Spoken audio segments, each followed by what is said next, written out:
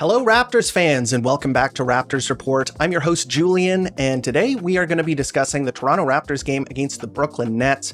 I apologize, I was feeling under the weather a couple days ago, didn't release an episode for the Celtics game, but it's still the preseason, so, when the real season rolls around, I'll try and be present for all 82. But we'll talk about the Nets game, but before we do that, I want to talk about the Toronto Raptors starters.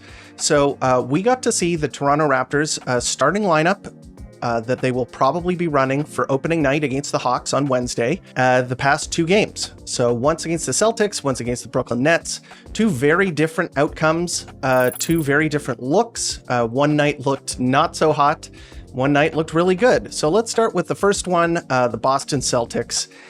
The starters did not look too hot against the Celtics. There was a lot of trouble with the spacing in the starting lineup, as well as the perimeter defense. So let's get into that a little bit. The Boston Celtics were really trying to shut down Brandon Ingram in the starting lineup, which makes sense. I think he's the kind of 1A option in the half court. So they were putting a lot of defensive attention on him and packing the paint. And it was very effective against the Raptors. They were not able to get any clean looks. Scotty Barnes and Jakob Poeltl did not provide a lot of spacing out there. Scotty tried to shoot a couple of threes, no go. Emmanuel Quickley was not effective either. So the spacing was just not very good for the starters in that game. And unfortunately, the Raptors weren't able to find a solution to the paint packing, at least with the starters, and they got back into it via the bench. I think they did a little bit better in the second half, but it wasn't a great showing for them. Another concern with the starters against the Celtics was the perimeter defense. With RJ Barrett, Emmanuel Quickley, and Brandon Ingram on the perimeter, it's kind of tough. So Derek White went off. He had a huge game. I think he had like 34, 36 points, like a really big night from him. He was hitting threes. They really like to just shoot open jump shots, and he had it going. They were able to kind of contain Peyton Pritchard. Peyton Pritchard didn't have a great shooting night. He had a bunch of assists, but wasn't too hot from the field, so that's okay. But Derek White just kind of exploited the defense. And one of the good things about Derek White is that he's an off-ball player. He runs off of screens. He cuts. He does all of that kind of stuff, the little stuff that you love to see. He's kind of like a star role player in that regard. It was pretty discouraging. So there were two big things. They didn't look good defensively just because of the half-court defense wasn't great. And then on offense, especially in the half-court, they just didn't have anything going. Now, fast forward to last night. So against the Brooklyn Nets, it was just night and day. So first of all, you've got to talk about the quality of the opponent and also the location. The Toronto Raptors were playing at home, and they were playing against the Brooklyn Nets. And the Brooklyn Nets are probably going to be one of the worst teams in the league this season. They have some talent, notably Michael Porter Jr., who had a really good night, and Cam Thomas is a good player as well. They've got a bunch of young players that they're going to be playing major minutes this year. So they're an easier opponent. But that said, the Toronto Raptors looked much better right out of the gate. So the starters, I think just the first thing that you have to note when you talk about this game in particular, and especially the starters in this game, was just how disruptive they were. It was a defense-first mentality, and the defense led to offense early and often. So all of the starters last night had at least one steal, and all of them, except for Emmanuel Quickley, had at least a block. So that is unbelievable. Scotty Barnes and Brandon Ingram both had 3 steals. This was just kind of a masterclass in executing that pressure defense that Darko is implementing in Toronto. I think that this was a really good showing in that regard. I think that they also looked really good defending the basket. Jakob Poeltl, Scotty Barnes, both of them were really strong around the rim. Even Brandon Ingram showed something around the rim as well. I think the perimeter defense is still a bit of an issue. RJ Barrett, again, kind of a culprit, although he did redeem himself at the end of the game. Michael Porter Jr. kind of went off, and I still think that could be a problem moving forward, is that if another team, has a star perimeter scorer, they might get going. They might not be able to keep a lid on that type of player. But I think that just watching the game last night, I think that they could maybe make up for that just by being so disruptive and generating so many turnovers and, protecting the basket. I think that one of the things that allowed the Nets to get back into the game was just kind of hot three-point shooting. I wouldn't necessarily say that it was just the Raptors being a complete basket case on defense. A lot of it was just that the Nets just heated up from three. So let's put that into perspective a little bit. Scotty and Quickly and RJ, they all had really good offensive games. So I think that the starting lineup has enough juice to work if RJ's shot is able to hold up. So RJ's three-point shot has looked great in the preseason. It was good again last night. He was 3 of 7 from 3. He is hitting above the break threes. Very important there. He gets to shoot pretty much uncontested threes from that range. Teams are cheating off of him, and, teams want to protect the basket. So if he's able to shoot from there, I think that the team can work on offense. And on defense, I think it's going to have to kind of look like last night, where they're really disruptive to make up for the fact that they don't really have a genuine perimeter stopper in the starting lineup. Maybe you could have Scotty Barnes playing that role, but he has looked so good just defending the basket and being a help defender alongside Jakob Poeltl, and playing in the passing lanes, being kind of like a free safety roaming around on defense, that I don't necessarily want him being at the point of attack and guarding guys, running around screens and whatnot. I like him a little closer to the paint so that he can play help defense, which I think is like a really super strong suit of his. One of the things that has been a surprise for me, Esfandiar Baraheni, who we had on the podcast this week, mentioned it, and I noticed it as well, is just kind of how RJ looks next to Brandon Ingram. I think that those two play off of each other really well. I mentioned that it's kind of not that surprising because he plays next to Shai Gilgeous-Alexander on the Canadian men's national team, and he looks good in that role on that team. But you have to note it. I think a lot of people were projecting that maybe he and Brandon Ingram wouldn't be a very good pairing because of kind of how both of their games are. They're both kind of wings. They're both like having the ball in their hands a little bit. They both like attacking the basket and doing that kind of stuff. But it's worked pretty seamlessly, and I think a large part of that is just because RJ is able to hit those kick-out threes, and Ingram has been very good finding him, as have the other players on the team. So that's good to know. Scotty Barnes, in terms of what he's bringing, he looked so much better against the Nets, and a lot of that is the approach. Gone were the sort of, pull-up three-point shots. In was relentlessly attacking the paint. He had a ton of free throws in this game.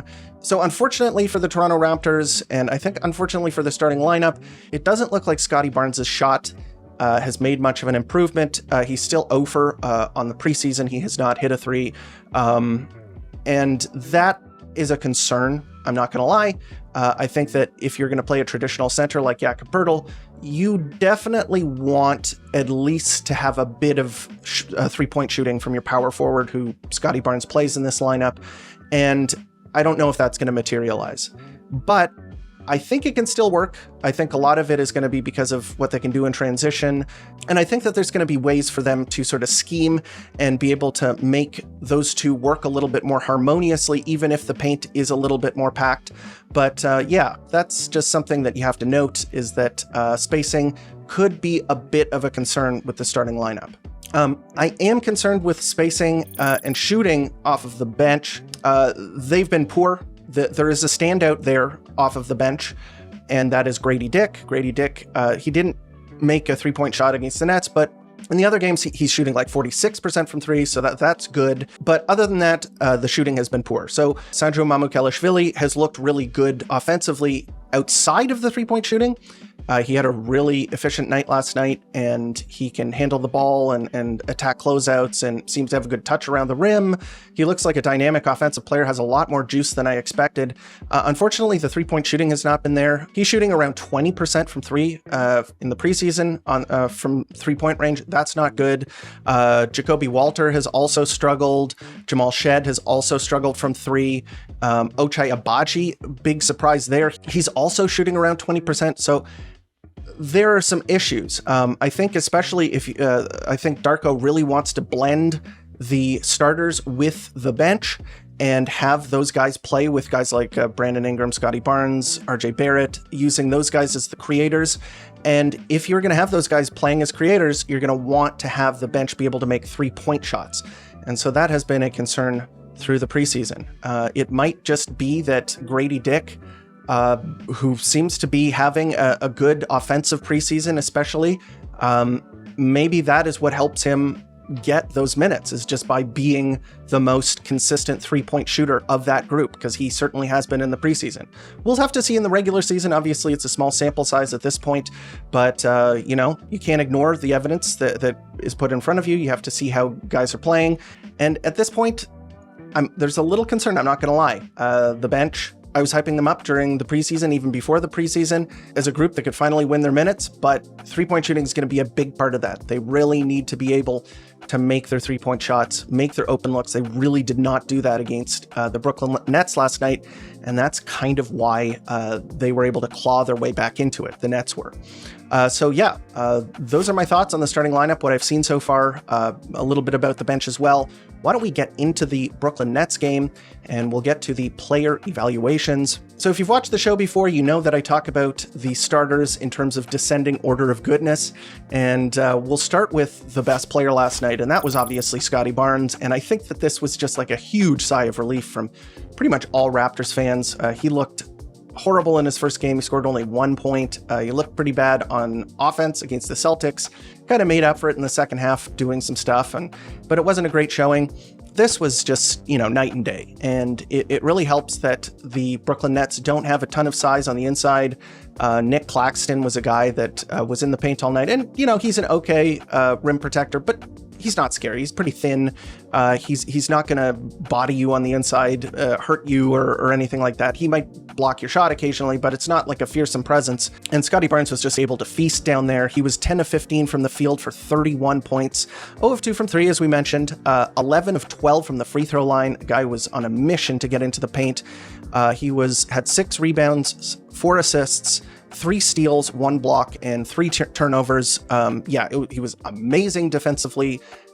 He had so many run-out opportunities just based on him or another player stealing the ball or getting in the passing lane, creating a deflection, playing big in the paint. He and Pirtle kind of locked down the basket on the interior.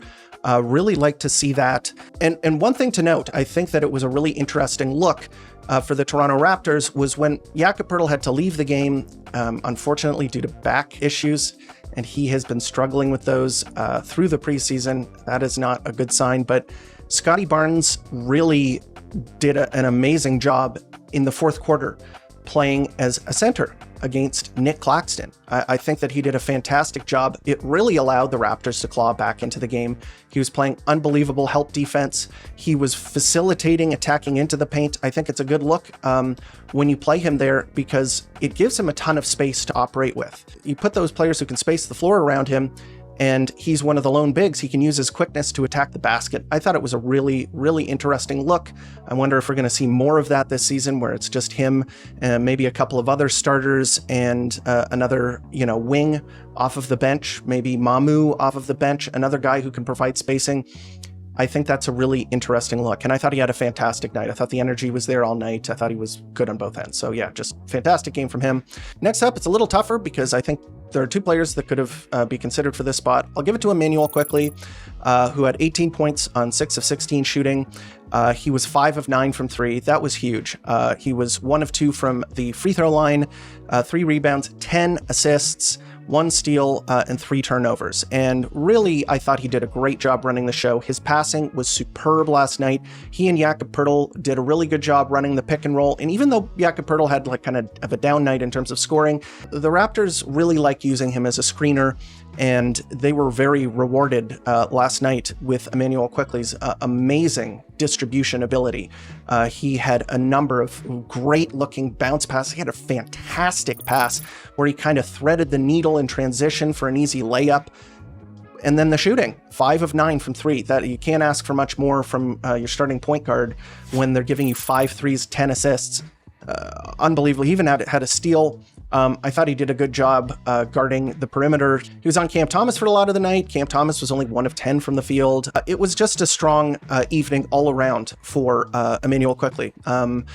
he looks like, I think that when Jakob Poeltl is right and finishing baskets, I think that is going to be one of the major bread and butter plays for the Toronto Raptors in the half court. And we saw it last year. Manuel Quickley, in terms of half court efficiency, he was one of the best players for the Toronto Raptors. And I think that play, just the Emmanuel Quickley, Jakob Poeltl pick and roll, could be just something that you could go to the well with. Maybe like a dozen possessions of that every game, because it seems to consistently create good looks. And so I just thought he did a really good job. Next up is RJ Barrett. So he had just a fantastic scoring night. He had 25 points on 17 shots, great efficiency, 3 of 7 from 3. That is really good to see. 4 of 7 from the free throw line, and he did like almost airball free throw where he just like grazed the front of the rim. So but yeah, he had 4 rebounds, 4 assists, 1 steal, 1 block, only 1 turnover. So yeah, a good evening on the offensive end. He had a really good possession at the end of the game where he kind of forced Michael Porter Jr. into the corner and then had a really strong contest, and Michael Porter Jr. wasn't able to make the shot. So, I mean, you have to give credit where credit's due. On the whole, I'll say it was a positive game from him. Next up is Brandon Ingram. Brandon Ingram, didn't have a strong scoring night. He didn't get to have the ball as much as I think he has the past couple of nights. He didn't seem to have it going, didn't seem to have it. He was kind of invisible. He did have 13 points, and he did make a clutch 3 at the end of the game to put the Raptors up when it was like a dogfight in the fourth quarter. He was 5 of 9 from the field, which is pretty good. 1 of 2 from 3, which is good. 2 of 2 from the line. 4 rebounds, 6 assists, 3 steals, 1 block, 3 turnovers. So still a good game from him. No doubt about it. I think his interior defense, help defense, has looked much better than I think people were expecting, at least me. He is pretty active and very long.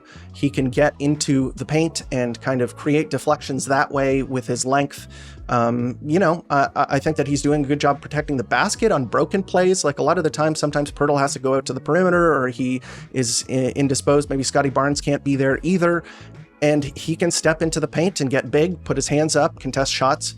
And he's been doing that quite a bit this preseason. So I'm pleased with that, to say the least. But compared to his other games, this was not a shining moment for him. I think that this was kind of a whatever game. But it's kind of pleasant that he can have a whatever game and still be 55% from the field with 6 assists and 3 steals. Like, that is not like a horrible game by any stretch of the imagination. And he was a +10. He was the highest plus-minus player in the starting lineup. Last in the starting lineup, unfortunately, was Jakob Poeltl. He had 10 points and 5 of 15 shooting, so he missed a ton of bunnies around the rim. They were getting a ton of really good looks for him, and he was just not able to convert. Just one of those nights. I don't know if it's the back injury. I don't know if it's the mask. He's wearing a mask. That could be throwing off his accuracy. 10 points, 5 of 15 shooting, 10 rebounds, 6 of them offensive, which is great. I think his defense was good. 1 assist, 2 steals, 2 blocks, 1 turnover. He is a dependable player on the defensive end, and generally I think that he's just he's going to be a key to making the half-court offense work, because even though there are spacing issues when he plays there, as I mentioned, he is a really, really potent screener and a really potent, most of the time, finisher around the rim. And he rolls to the rim the correct way, makes himself big for passes. He has great hands to catch passes, and usually has great hands on finishing, but not last night. Generally, I just think that he could play much better than he did last night, even though I think on the whole, he was average, like neutral to maybe a slight positive, even though he was only 33% from the field. And obviously, you got to mention, he didn't play in the fourth quarter due to his back stiffness, back pain. Don't like to hear that. I think he's going to be a big part of this team if he's healthy, and he's just signed a huge contract for the Raptors. So, don't like to see that. Hope he is able to get healthy, especially for the start of the season on Wednesday. Off of the bench. So the bench was not good this game. I'll give the first star here to Sandro Mamukelashvili. I thought his first half was amazing. He looked like a complete spark plug off of the bench. He had 10 points on 5 of 6 shooting. The only miss, unfortunately, was from 3, so he's 0 of 1 from 3. 5 rebounds, 3 of them offensive, 2 assists, 1 steal, 1 block, 1 turnover. I thought his interior defense looked good in spurts, but then he kind of got, in the second half, he had a big problem with Zaire Williams. He kind of cooked Mamu in the pick and roll. He had 20 points on 8 of 14 shooting, so that's not a good sign. Although there were moments when he was able to contest shots around the rim that I liked. I think he's good on the boards, like 5 rebounds in 17 minutes, a lot of them offensive. Love to see that. And he does have a lot of juice with the ball. Like you got to mention that. There's not a lot of bigs who can stick with his foot speed. He blew right past Day'Ron Sharp, who's one of the backup bigs for the Brooklyn Nets. Just blew right past him for a nice layup. He has a tantalizing skill set, and if he can make threes, he's going to be a big part of the Toronto Raptors bench, and I can see why the Raptors coaching staff were kind of talking him up prior to the season. Next, we'll go to Grady. Even though he didn't have a great shooting night, he had 7 points on 7 shots, 2 of 7 from the field, 0 of 3 from 3. But he was 3 of 4 from the free throw line, and a lot of that was just him getting out in transition. And I've mentioned this a couple of times. I think he looks so much better in the preseason. This year in transition, he is going into contact. He's drawing fouls. He's being athletic. I love to see that. He had 3 rebounds. He had 1 assist, 1 steal, and 0 turnovers. So I think that he has looked good on offense. I think the defense is still, not very good. I think his rebounding has been better, a lot better. And I think that could be one of his calling cards. If he can shoot the 3, get out in transition, attack closeouts, and grab rebounds, I think he could definitely be blended into a lot of different lineups. I think that he's been one of the strongest Toronto Raptors off the bench this preseason, and I think he was probably the second best player off the bench for the Toronto Raptors last night. I'll shout out Jacoby Walter. I think Jacoby Walter did play a good game. So Jacoby Walter had 3 points on 2 shots. One of them was a 3, which he made. He brought a ton of energy. So he had 2 offensive rebounds. He had 4 assists, and he was just very disruptive defensively. I thought he had a good night, albeit in limited minutes. I think that if Ochai Agbaji is struggling from 3-point land, I think that maybe Jacoby Walter should get a longer leash. I think he should have played maybe a bit more than Ochai because Ochai didn't have a great night. And then Ochai and Jamal Shed, both of them kind of stunk on offense, especially. Jamal Shed played 14 minutes, didn't even get a shot up. He did have 4 assists, 1 turnover. He needs to be more impactful on the offensive end. I think that's really gonna, if he can't put any pressure on a defense, that's gonna really hamper him. Although he is good at drawing offensive fouls, like he still just generates multiple turnovers. I think he had 2 offensive fouls drawn in the first half. That was a big part of why the Raptors were able to get out to such a hot start and have such a big lead. And it was a pretty tight rotation. Not a ton of the third stringers got to play just because the game tightened up so much at the end and the Nets were playing their starters. So it is a little unfortunate how this game turned out on the whole. I think that the Raptors were just like rolling in the first half and into the third. And then unfortunately, the bench was not able to create enough offense to keep pace with the Brooklyn Nets, who were really kind of just banging shots in the second half. So the starters had to come back on, but it was a good thing in a way, just because we got to see that look with Scotty at center. And we got to see the starters kind of have some clutch buckets. Scotty had a ton of clutch moments. Brandon Ingram had a big clutch moment. RJ Barrett had a big clutch moment. So, it was a bit more of a dogfight than I would have liked to see, especially against at home against an easier opponent. So yeah, this was the last game of the preseason. They finished 4-2, which is a good record, no doubt about it. But I saw some flaws and I saw some strengths with this Toronto Raptors team. I have come away very impressed with the defense. I think that the Toronto Raptors could be a top 10 defensive team this season. I really enjoy the disruptiveness. I really enjoy how they get teams out of the rhythm and generate turnovers and force teams into throw up bad shots or make bad passes. And then they also have interior defense as well. They've got guys who can protect the basket. So I think that they're going to be good defensively.